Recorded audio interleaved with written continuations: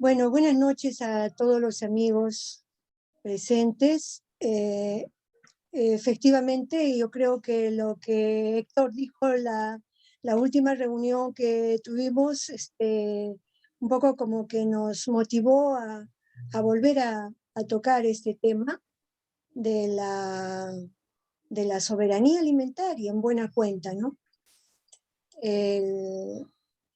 El tema de la inflación, el último año que lo hemos venido analizando en varias reuniones, me acuerdo la primera vez fue con Oscar Ugarteche, donde se analizó la inflación relacionada con la pandemia y que en buena cuenta ha tenido una repercusión importante, ¿no? Hasta el año 21, por ejemplo, alimentos y energías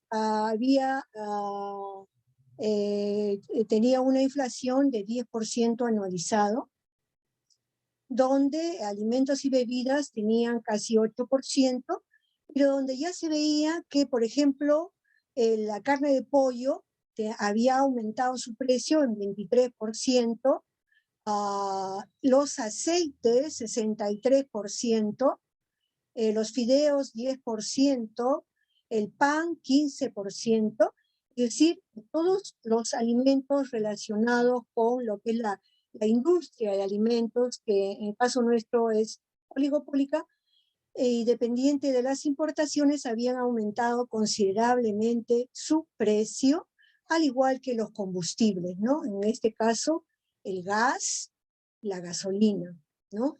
Tremendamente. Entonces, esto fue del año 21.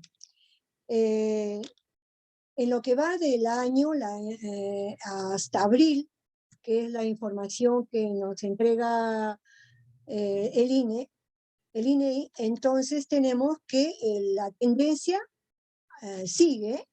tendencia sigue porque ahora ya no tanto por el tema de la pandemia, o en todo caso agravado con el tema del conflicto en Ucrania.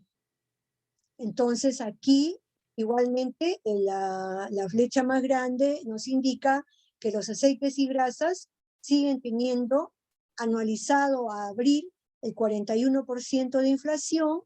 El azúcar es el otro producto que ha aumentado bastante de precio, en este caso obviamente vinculado al tema de los fertilizantes, ¿no? Porque lo que se importa de azúcar es muy poquito, en realidad la producción es nacional, acá es casi 32% el incremento. Y el otro producto importante en términos de los importados es los cereales, el pan y los cereales, ¿no? La carne igual, en este caso básicamente pollo, casi 14%, un poquito. Entonces, la tendencia sigue. La FAO lo que ha hecho es darnos un indicador ya en general de todos los alimentos, y por eso es que todas las alertas, lo que comentaba Jorge, están indicándonos pues que el tema de los alimentos en lo que va del año, hasta enero, la flecha se va para arriba y sigue para arriba. La tendencia del crecimiento del precio de los alimentos, en este caso gatillado por el tema de Ucrania. Acá este gráfico también de la FAO nos muestra que los aceites se han disparado hasta febrero, enero, febrero.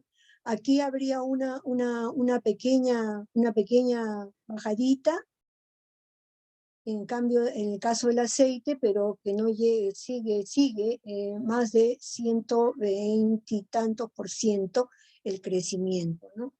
En su índice. Y le siguen los cereales y después esto que es los lácteos, ¿no? Que serían los productos más importantes en su crecimiento. Perdón, Lilia, si pueden levantar el volumen o acercarte al micro, por favor. No te creo, ¿no? ¿Me escuchas bien? Sí, algunas personas no se escuchan bien. Ya. Hablaré más fuerte porque creo que el volumen está bastante alto. Ok, entonces acá vemos que la tendencia en los principales alimentos sigue, ¿no?, a nivel mundial. Y creo que es importante, a partir del tema de la inflación, trabajar o recordar, ya para entrar al tema de la soberanía, el tema de abastecimiento de alimentos a la población urbana. Y aquí hago uso de la información, de básicamente los trabajos que ha hecho Carlos Samaniego, en relación a todo el proceso de la instauración del modelo de alimentos, de abastecimiento de alimentos, que es básicamente a la población urbana. Este modelo, hasta el año 1920, las ciudades como Lima, que tenían una población muy pequeña, se autoabastecían con la producción local, excepto el trigo, ¿no? Porque el trigo, desde que viene de la colonia, el trigo, pues, los españoles lo traen, lo siembran, y parece que hay un terremoto en el año 1600 y pico, y a partir de ese terremoto hay una enfermedad de la roya negra que prácticamente termina con todos los cultivos de trigo, lo siembran en la sierra. Igual hay un problema ahí con la roya. El asunto es que nunca pudimos, en todo caso, autoabastecernos. Siempre habían pequeñas compras de trigo. Seguramente de eso nos va a hablar Minciades. En la década del 30 se inicia ya la penetración del capital internacional en molinería, ¿no? Ahí vienen, se instalan en Arequipa, por ejemplo, Bunge y Bor, en Lima, Cisur y Santa Rosa, ¿no? Y en los años 40 empiezan las grandes empresas de lácteos como la Nestlé, como Perulac en Chiclayo y Cajamarca, que era la Nestlé, y Carnation como Gloria en Arequipa. Y en el año 46 empiezan los aceites y grasas, o sea, las grandes empresas como por ejemplo Bunge y Bor, con el nombre de Copsa en Lima. En el año 40 se había dado una ley de promoción industrial que obviamente favorecía a este capital y tenían las puertas abiertas para la inversión, como ahora. Entonces, así se va configurando lo que sería, pues, nuestro modelo de abastecimiento de alimentos. Aquí es bien importante señalar el papel de Estados Unidos y la Ley Pública 480 que se da en el año 1954.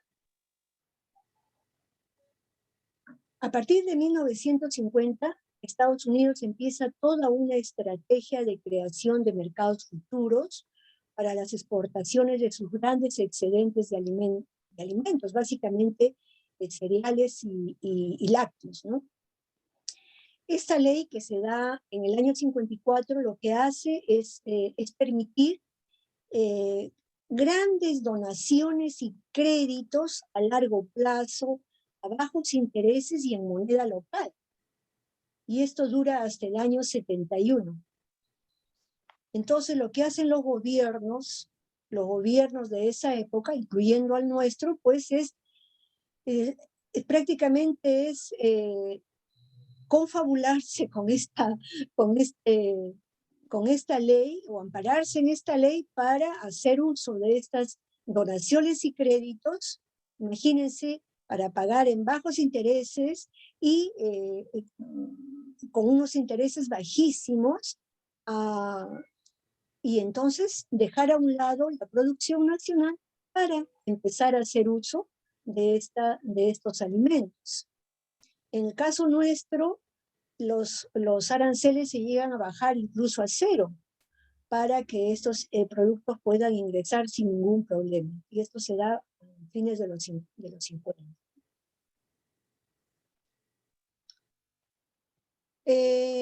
Las importaciones de alimentos en todo este tiempo han sido, en el caso de la molinería, el más importante. En el año 40 era 61%, en el 45, 89%, en el 50, un poquito 87%, y ahora en el 22 es más o menos casi el 100%. Es importado, es básicamente el trigo.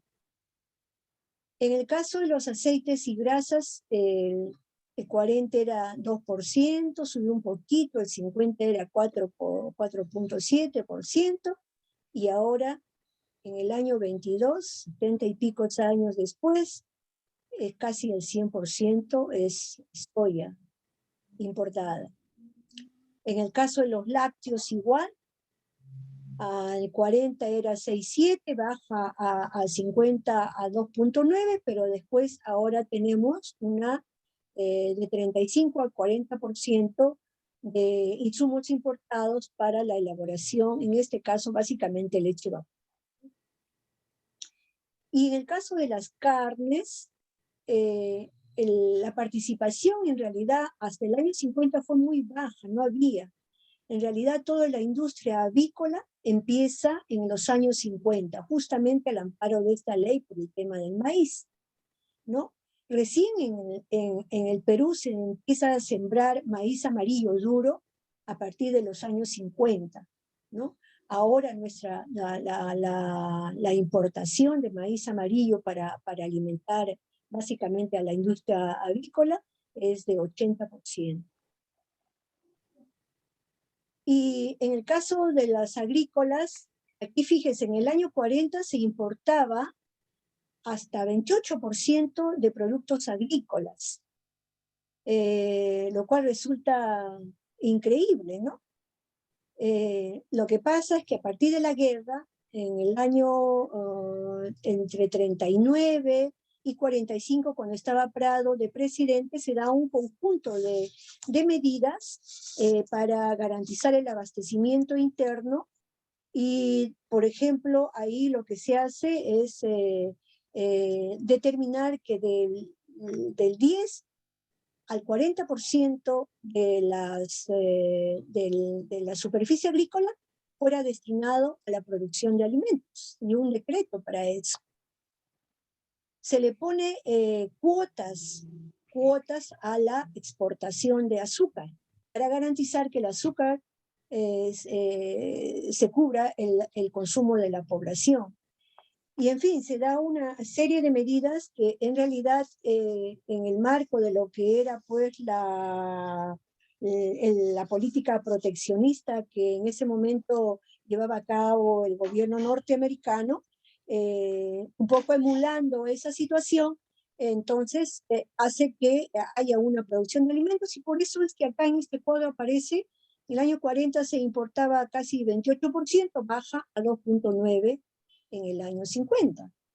Y como dice Carlos Samaniego en uno de sus trabajos, si se hubiese garantizado que el 40% en este caso era solo de la superficie agrícola, si hubiese mantenido esa superficie de 40% dedicada a los cultivos alimenticios, no estaríamos hablando ahora de tal dependencia de los alimentos importados.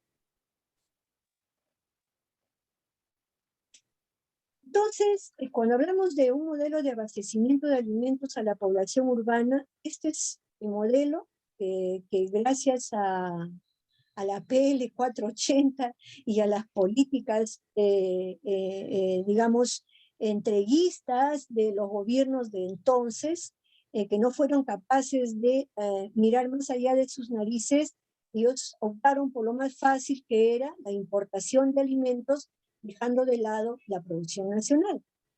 Este es un modelo de abastecimiento de alimentos que se basa en una industria de alimentos oligopólica, que lo vimos con Lajo, que está ligada a grandes corporaciones multinacionales, donde se hace una producción masiva de alimentos a bajos precios. Esa era la idea, porque son alimentos que, como en el caso del PL 480, que dura hasta el año 71, o sea, imagínense desde los 54 hasta el 71, todo lo que hicieron para prácticamente inundar el mercado y hacernos absolutamente dependientes de esos productos. Ese fue el efecto, fue una estrategia completamente planificada por el gobierno norteamericano. Y son alimentos de alto contenido calórico, pan, fideos, aceites y grasas, y proteico, leche y pollo, y importados, como ya hemos visto. Este modelo es un modelo que subordina la política agraria y alimentaria, ¿no? Donde se le asigna a la agricultura un papel que es para favorecer a esa industria produciendo parte de la materia prima. Muy poco, pero parte, ¿no? Por ejemplo, en el caso del maíz, ya hemos visto, ¿no? De repente alguna vez al comienzo fue más, y ahora estamos solamente el 20% de producción nacional. Y así, y que sería solamente el maíz, y qué más, y los lácteos, que sería, porque en todo lo demás no participa la producción nacional. Y se le asigna a la agricultura de exportación la tarea de dar divisas para importar alimentos, para importar la materia prima para la industria alimentaria y capital para la industria de alimentos. En este modelo no tiene lugar la agricultura campesina. Y bueno, las críticas al modelo, pues creo que todos coincidimos en que la principal crítica es que ignora absolutamente el aporte de la agricultura andina. Es como si hicieran tabla rasa de qué cosa es, como que no hubiese existido una cultura milenaria donde el aporte de la agricultura peruana ha sido, pues, estar considerado como uno de los 8 centros de origen de domesticación de productos agrícolas, de cultivos alimenticios. Eso es ignorar eso. Este modelo nos hace dependiente de los precios internacionales porque estos productos se convierten en commodities que incluso cotizan en la bolsa de valores.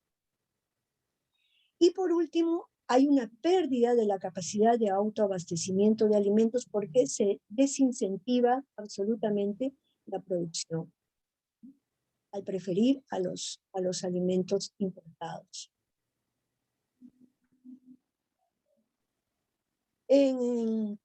Hablando justamente del aporte de la agricultura andina, son alimentos de alta calidad de consumo masivo, como la papa, como el camote, como el maíz, como el maní, la quinoa, la kiwicha, los frijoles, los payares, yuca, zapallo, tomates, ajís y plantas medicinales, por poner solamente los más importantes. Alimentos con alta concentración de fitoquímicos, de micronutrientes como la maca, el yacón, el sachainchi, la caibo, el aguaimanto, el algarrobo, la racacha, el camu camu, igual por mencionar solamente los más importantes. De hecho, hay trabajos de investigación que se han hecho, me acuerdo el de Santiago Eric Antunes de Mayolo, y me acuerdo un libro que siempre cita Carlos Samaniego, es los cultivos, los cultivos de los incas, los cultivos perdidos de los incas o algo así, ¿no? Los crops, cultivos perdidos de los incas, donde unos científicos norteamericanos pues, hacen todo el estudio botánico, fitoquímico, en fin, nutricional de casi todos los cultivos andinos peruanos. Y lo que no debemos olvidar, y que nuestros políticos sí olvidan, es que somos un país de montañas tropicales y que esta configuración geográfica es la que hace que los cultivos principales que nosotros tenemos, cereales, son los que están adaptados a esta biodiversidad de montaña tropical, ¿no? Entonces, y eso es lo que obviamente los españoles ignoraron, y nuestros gobernantes durante toda la República también lo han hecho, y ahora también se mantiene, porque como vamos a ver más adelante, estos cultivos no participan en la dieta de los peruanos, de la mayoría de los peruanos, que sobre todo es la población urbana, ¿no?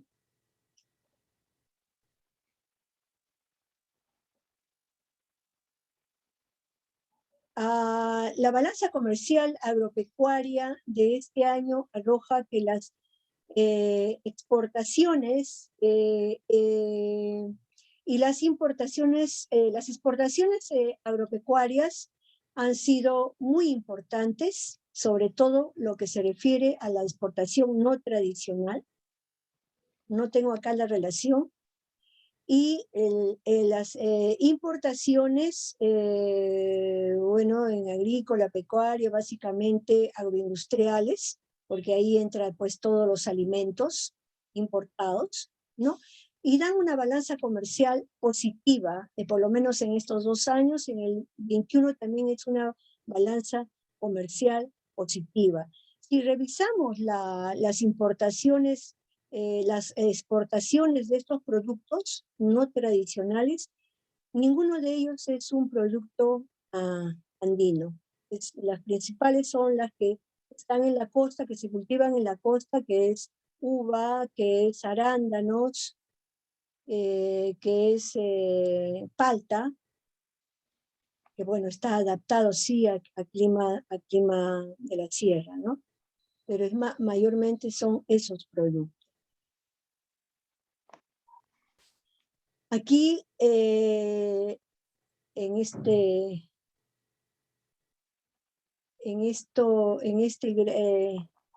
PowerPoint, estoy obviando algo importante, parece que se ha perdido por ahí por el camino. Ese algo importante es cuál es la producción más importante en este momento, y qué cosas están consumiendo los peruanos. Las producciones más importantes a nivel de lo que es de producción nacional está la papa, el maíz amiláceo y el arroz, en ese orden de prioridad. Entonces, y también en lo que es consumo de alimentos, el alimento más consumido a nivel nacional es la papa, ¿no?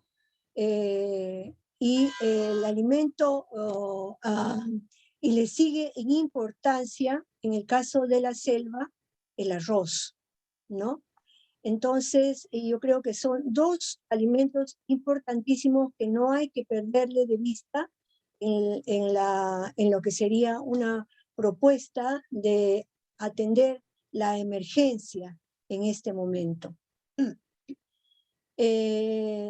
Paradójicamente, los cultivos como el pollo, como el pan, que son los cultivos importados, en realidad, si uno analiza el consumo de estos productos, es un consumo totalmente que depende de los ingresos de los consumidores. La gente más pobre consume la menor cantidad de pollo versus la gente que tiene más acceso. O sea, aquí el acceso a estos alimentos está en función directa del nivel de ingresos de los consumidores, cosa que es absolutamente, digamos, desde el punto de vista de un modelo de alimentación, de un planteamiento de alimentación, es absolutamente, por decirlo menos, antidemocrático, ya que lo que hace es priorizar o atender, 1, a la población urbana, y 2, a la población urbana que tiene más acceso, más nivel económico para poder comprar esos productos. Ni qué decir ahora que estos productos han subido tremendamente de precio. Acá quiero comentarles, por ejemplo, que es el consumo per cápita del arroz. Esta es información del año 2008, en que el INEI hizo una encuesta de presupuestos familiares, publicó sus resultados en el 2012.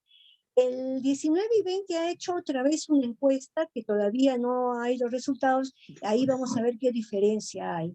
Entonces, lo que los comentaba acá, en el caso del arroz, por ejemplo, el Puno es el que menos consume versus Puerto Maldonado, el que tiene mayor consumo de 72 kilos de consumo per cápita al año, ¿no?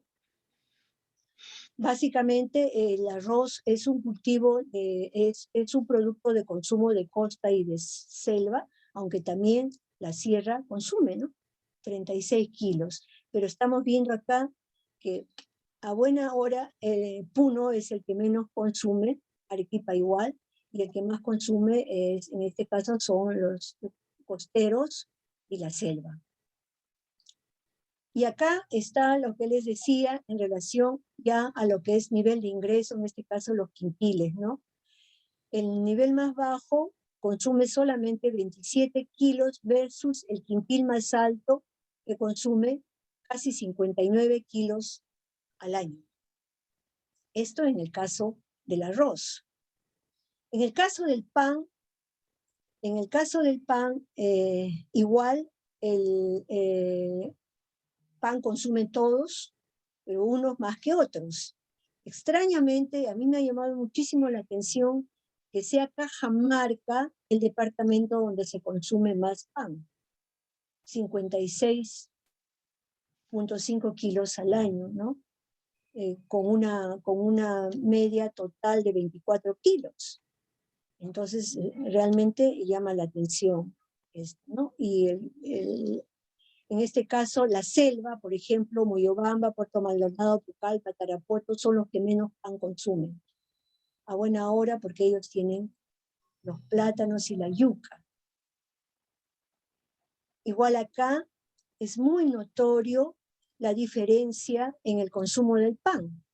El quintil más bajo, el pobre, solamente consume 12 kilos al año versus el quintil más alto que consume 31 kilos al año. Entonces, cuando uno ve este gráfico, uno se pregunta, ¿y entonces para quién va la exoneración del IGB? Que se supone va a beneficiar, entre otros productos, al pan.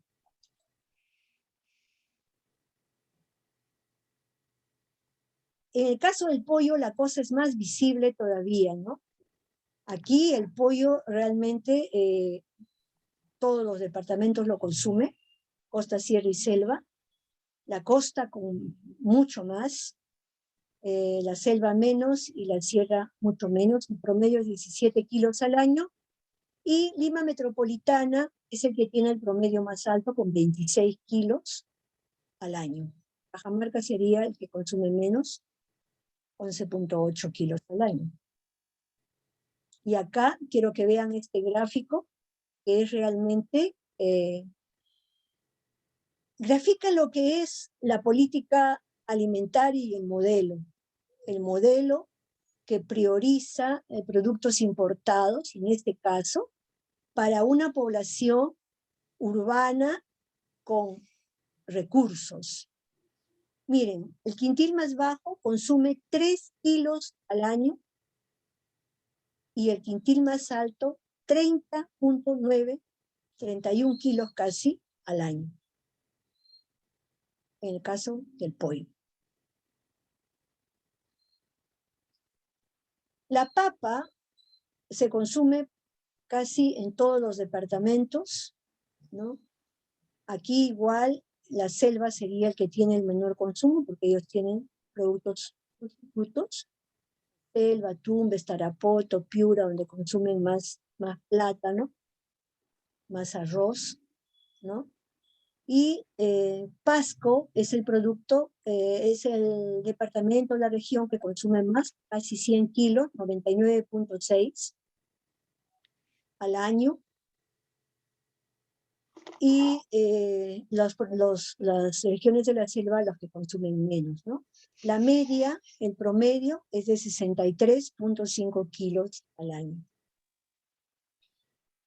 Como es una información del año 2008-2009, ojalá que esto se mantenga, porque la papa es uno de los alimentos más completos que existen. En realidad tiene todos los nutrientes, lo único que le falta es la vitamina A y la vitamina D. Entonces, y por lo demás es el alimento más completo y además tiene fibra, lo que no tiene, por ejemplo, cereales como el trigo, por lo menos en la forma como lo venden. Y acá, paradójicamente, la papa la consume, los que más consumen son los más pobres. La papa es el alimento de los pobres en nuestro país. El quintil más bajo consume 83.7 kilos, casi 84 kilos, y el quintil más el quintil 5, que se supone son los que tienen más recursos, son los que consumen menos papa al año.